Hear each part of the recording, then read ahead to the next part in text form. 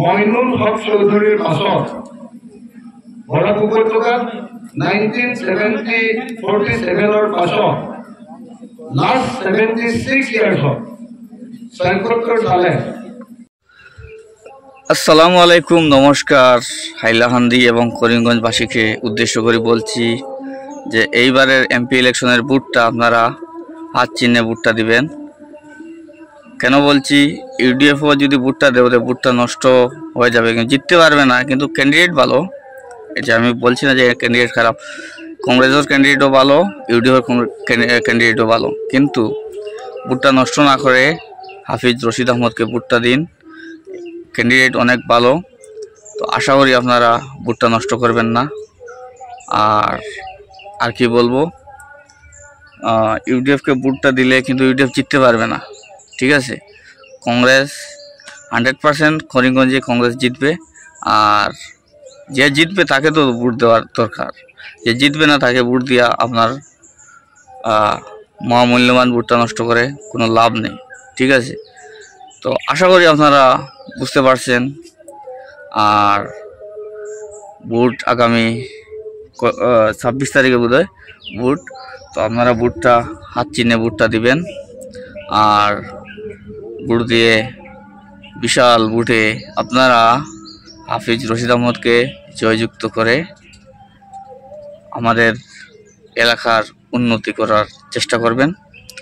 আর আমি আর কি বলবো, আজকের আমার ভিডিও ওখানেই শেষ করতে যাচ্ছি। আর আপনাদের যদি ভালো লাগে ভিডিওটা বেশি বেশি করে শেয়ার করবেন। আর ভিডিও শেষ করার আগে কালকের একটা মিটিংয়ের আমাদের এই এরিয়া রাজারটিলাতে একটা হয়েছিল, তো এখানে একটা ভিডিও আপনাদের এখানে শেয়ার করব। তো অনেক বৃষ্টির মাঝেও মানুষের ভিড়, বৃষ্টি দিচ্ছে কিন্তু মানুষ সরছে না। তো এই ভিডিওটা আমি এখানেও দেখাচ্ছি, তো আপনারা ভিডিওটা দেখতে থাকুন। নেতৃত্ব হচ্ছে অন্যকে প্রভাবিত এবং অনুপ্রাণিত করার ক্ষমতা। মানুষ যদি স্বীকার করে অন্যের হয়ে অন্যের অধিকারের কথা বলে মানুষ তাকে নেতা বানাবে, সত্যিকার অর্থে মানুষের নেতা অন্যভাবে আমাদের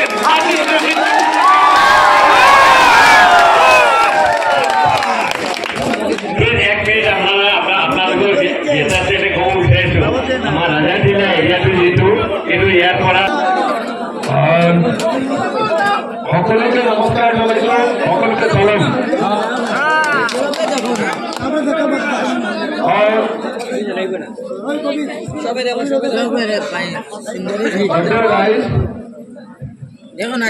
হাফিজ রশিদ চৌধুরী তেখেতক মইনুল হক চৌধুরীর পাছত বরাক উপত্যকাত 1947 পাছত লাস্ট 76 ইয়ার্সত সৈকতর সালে যিমানবিলাক ইম্পৰ্টেণ্ট এমপি আপোনালোকে জিকাইছিলে, তাৰ ভিতৰত আটাইতকৈ ইম্পৰ্টেণ্ট এমপিজনৰ নাম আছিলে মইনুল হক চৌধুৰী, নহয় জানো? তাৰ পাছত আৰু বেছি ইম্পৰ্টেণ্ট আপোনালোকে এমপি জিকা নাই। বোধহয় মইনুল হক চৌধুৰীৰ পিছত বৰাক উপত্যকাৰ পৰা আটাইতকৈ ইম্পৰ্টেণ্ট এমপিজনক আপোনালোকে জিকাবলৈ গৈ আছে, তেখেত হ'ল হাফিজ ৰশিদ আহমদ।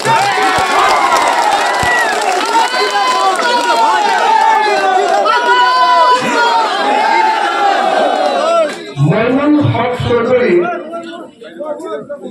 তেখেত কেৱল কেন্দ্ৰীয় মন্ত্ৰী নাছিলে, দিল্লীত কমাই দিব পৰা অসমৰ আৰু বৰাকৰ বাঘৰ বাচ্চা আছে। মইনুল হক চৌধুৰীৰ কাৰণে আপোনালোকে কাগজখন পাইছিলে, মইনুল হক চৌধুৰীৰ কাৰণে আপোনালোকে ইঞ্জিনিয়াৰিং কলেজ পাইছিলে, মইনুল হক চৌধুৰীৰ কাৰণে আপোনালোকে মেডিকেল কলেজ পাইছিলে। মইনুল হক চৌধুৰীৰ বিৰুদ্ধে বৰাকৰ যি উন্নয়ন হৈছিলে তাৰ পাছত আৰু বিশেষ উন্নয়ন বৰাকত হোৱা নাই।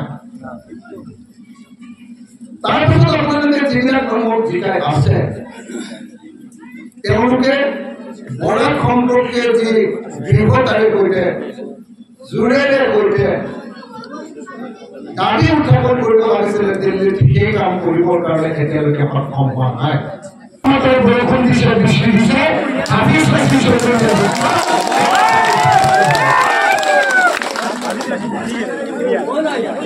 মই আপোনালোকক দীঘলীয়া নকৰো বৰষুণ দিছে যিখিনি কথা কৈছে এইখিনি আমাৰ কথা মই মাত্ৰ দুটামান কথা আব্দুল বাসির চৌধুরী যিনি ত্রিপুরা কংগ্রেসের সভাপতি আমি ওনাকে অনুরোধ করবো যেহেতু আমাদের সময় সংকীর্ণ প্রার্থী এসে পৌঁছেছেন তাই একটু সংক্ষেপে বক্তব্য রাখার জন্য আমি অনুরোধ করবো ধন্যবাদ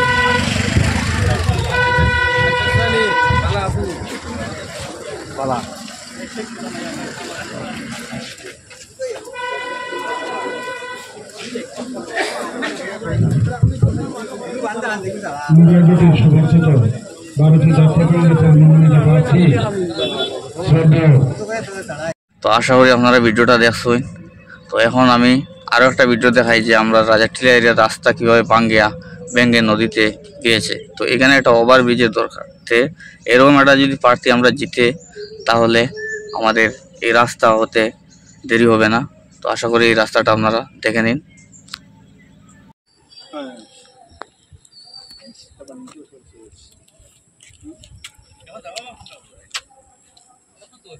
এলে কিন্তু আমার একটা সুন্দর হয়েছে না আমি আমার সব পেয়েছিলাম রাস্তা থেকে ছোট রাস্তা বাড়ি গেলাম আমি তো রাস্তা আইছি আগে রাস্তা